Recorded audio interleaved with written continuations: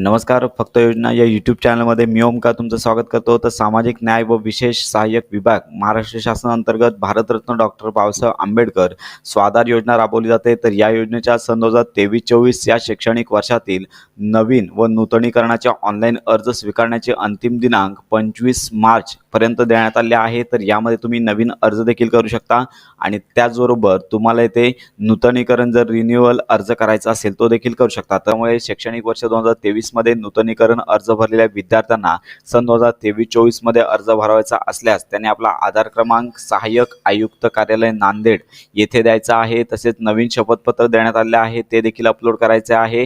तेथे सॅम्पल शपथपत्र आणि हमीपत्र डाउनलोड करा. तर या टॅबवर क्लिक करायचं आहे. शपथपत्र आणि हमीपत्र घेऊन संपूर्ण माहिती भरून तुम्हाला हे अर्ज मंडळामध्ये सादर करायचा आहे. तसेच इतर जिल्ह्यांच्या भारतरत्न डॉक्टर बाबासाहेब आंबेडकर स्वाधार योजनेसंदर्भात माहिती मिळाल्यानंतर सर्व अपडेट्स आपल्या चॅनलवरती दिल्या जातील. त्यामुळे ही महत्त्वाची माहिती इतरांपर्यंत नक्की शेअर करा.